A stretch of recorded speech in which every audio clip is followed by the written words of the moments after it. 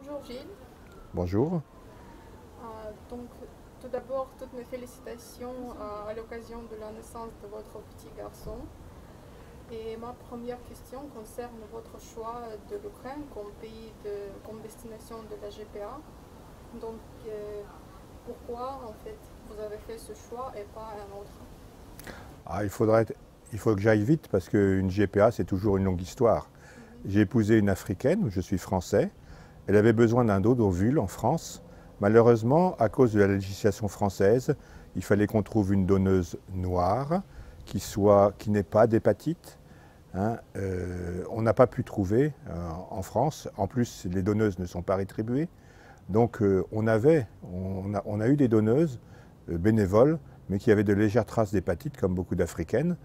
Donc on était obligé ensuite d'aller à l'étranger. Nous sommes allés toujours pour des fécondations avec don d'ovules. Nous sommes allés en Espagne, nous sommes allés aussi au Cameroun, où cela commence à se pratiquer. Mais le temps se passait, aussi l'argent tournait sans résultat. Et bon, alors que je vieillissais, ma femme m'a dit « Gilles, c'est le moment, maintenant il faut que tu te décides. Il n'y a plus que la GPA. » On a fait le tour, il fallait trouver un endroit qui soit accessible financièrement et sérieux. Donc accessible financièrement, c'est l'Europe de l'Est pour l'instant. Si on exclut certains pays qu'on connaît moins bien en Asie. Et aussi le sérieux parce que biotex.com offrait une solution contractualisée. Un contrat, c'est quelque chose qu'on signe, qu'il faut absolument respecter, parce que si je fais une erreur ou si je ne respecte pas le contrat, il y a des pénalités. Mais en échange, si moi je fais mon travail, la clinique fait son travail, la mère fait son travail, et tout se passe très bien. Et ça s'est très bien passé. Est-ce que vous avez regardé d'autres cliniques en Ukraine? Non, très honnêtement, on est tombé sur celle-ci, ça nous a semblé convenable, donc on y est allé au début sans trop de références. C'est ensuite que je me suis aperçu que ça allait pas trop mal, et même bien. Oui, très bien. Est-ce que vous vous rappelez de votre premier rendez-vous à la clinique, vos impressions? Qu'est-ce que vous avez pensé? Mon impression par rapport à ce que je connaissais, par exemple de l'Espagne, c'est que c'était aussi très professionnel, qu'il y avait une très forte activité, mais également ce que j'ai apprécié, c'est que le personnel est là. C'est-à-dire qu'on n'est pas livré à nous-mêmes. Le fait, par exemple, qu'on soit hébergé, qu'un taxi vienne nous chercher, et tout ce genre de petits détails, pour des situations qui finalement sont stressantes, ça nous permet d'aborder les choses avec beaucoup plus de décontraction. Donc passons à votre mère porteuse. Vous l'avez rencontrée lors de son échographie de 12 semaines, c'est Oui, ça? nous l'avons rencontré, et puis même, on ne savait pas très bien si c'était autorisé ou pas, mais on a pris contact directement, parce que c'est une personne très intéressante. Il faut bien voir aussi que comme on est en Ukraine, ma femme est noire, on nous a dit s'il faut une donneuse noire, ça va prendre très longtemps. On sait bien que pour ces histoires-là, très longtemps, parfois, c'est jamais. Donc on a préféré prendre une donneuse à physique ukrainien. Conclusion, l'enfant, il va tout de suite nous poser des questions. Donc on était très content d'avoir une mère porteuse sympathique avec laquelle on puisse rester en contact, de façon à ce que quand l'enfant nous posera des questions, il n'aura qu'à aller sur WhatsApp, et puis ils pourront dialoguer. Enfin, dans la mesure où il connaît un peu le russe. Et vous êtes venu à plusieurs échographies à Kiev? Donc, je suis venu à plusieurs échographies, seul au début, parce que ma femme était encore en Afrique, ensuite avec elle, ensuite c'est elle qui est venue. Donc les liens se sont tissés, c'est surtout ma femme qui a tissé les liens avec la mère porteuse. Moi, l'homme, il est toujours un peu plus réservé. D'accord. Donc l'accouchement de la mère porteuse s'est passé à Kirovograd, Oui, hors Kiev, parce que c'est prévu par votre c'est contrat. prévu par un contrat. Nous, on a choisi un contrat d'un prix modique, en se disant, nous, on n'a pas besoin de beaucoup de confort. Et puis l'idée derrière, c'est que si ça marche bien, un enfant tout seul, c'est pas assez. Donc parlez un petit peu de votre visite à Kirovograd, la maternité, vos impressions quand vous avez vu votre petit garçon pour la Oui. première fois. Kirovograd, d'abord, pour les gens qui ne connaissent pas, c'est l'Ukraine profonde, on va dire. C'est-à-dire, c'est une petite ville, avec un centre-ville qui était à 1 kilomètre à pied de l'hôtel, tout à fait charmant, très intéressant, avec des magasins à l'ancienne, donc c'est la véritable Ukraine. Ensuite, on avait le droit, tant que la paternité n'était pas reconnue par le test ADN, on avait droit à 1 heure avec l'enfant chaque jour, ce qui nous permettait de prendre contact. On pouvait également voir la mère porteuse à cette occasion, du moins nous n'avons pu le faire. C'était une mise en train, bien sûr, on attendait, on espérait que les résultats du test arrivent le plus vite possible. Bon, c'était le jour de la fête nationale, pendant notre séjour, donc au lieu d'avoir 5 jours, on a eu 7 jours, quoi. Mais ça s'est bien passé. Et là aussi, c'est toujours le taxi qui vient vous chercher, donc il y a un encadrement qui est toujours présent.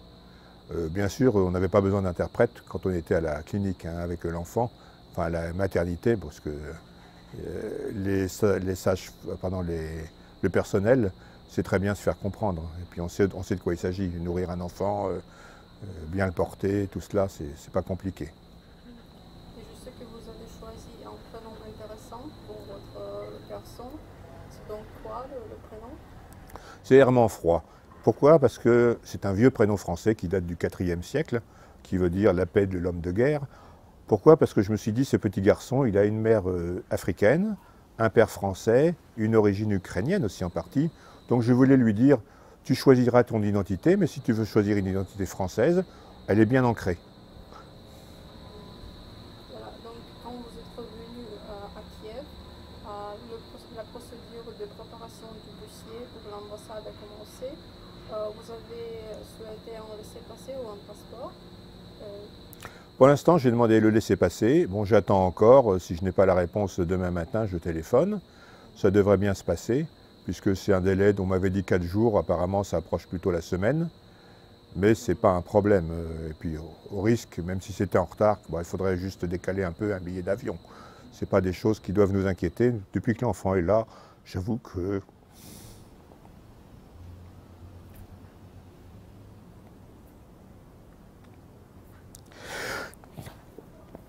je suis beaucoup plus calme.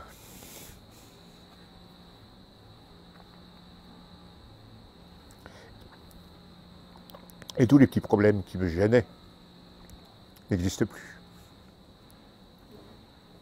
C'est le plus important. Les pleurs n'étaient pas prévus, mais je suis émotif de nature. Oui, c'est normal. C'est tout à fait normal. Vous êtes sincère, c'est le plus important. Donc, est-ce que vous avez quelques conseils à donner aux couples qui viennent? Tout à fait, tout à fait. Parce que l'Ukraine, c'est un pays qu'on ne connaît pas en France. On s'imagine encore que c'est un pays qui est plein de l'ADA, qu'il est juste sorti du communisme. Bon, c'est pas du tout ça. C'est un pays neuf. C'est d'ailleurs pour ça qu'il y a eu ces lois très libérales sur les mères porteuses.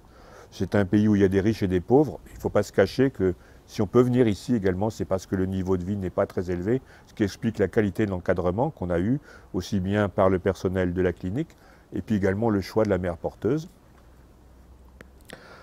Ensuite, il y a un tas de petits détails. Je dirais que maintenant, avec tous les moyens électroniques, il faut moins avoir peur d'aller dans les pays slaves. Parce qu'on peut trouver facilement, on se repère avec les applications du type géographique, pour savoir où aller, savoir aller au supermarché à pied.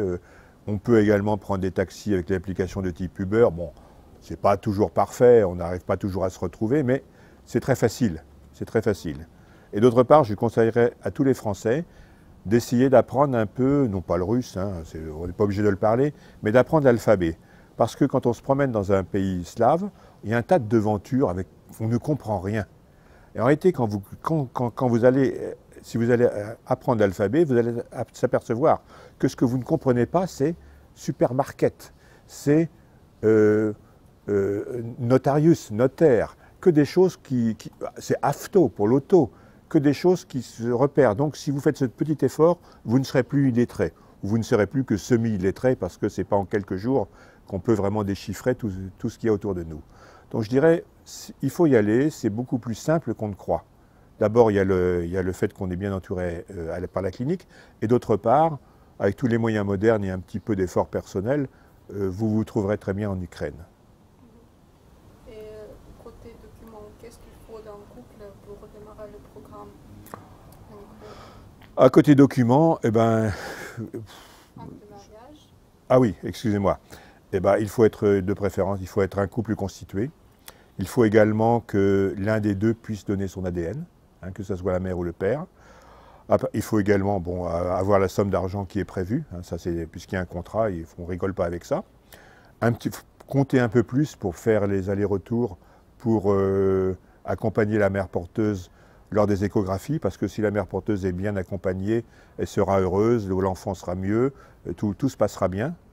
Hein, et on n'est pas obligé d'être là à chaque fois ou d'être là tous les deux, mais c'est bien d'établir un contact. Donc il faut prévoir un peu plus pour ça.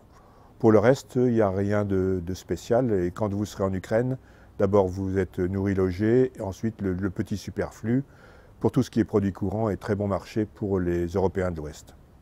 Par contre, tout ce qui est produits importés, des trucs à la mode qui viennent de l'Ouest, n'y comptez même pas, c'est pas mieux que chez nous.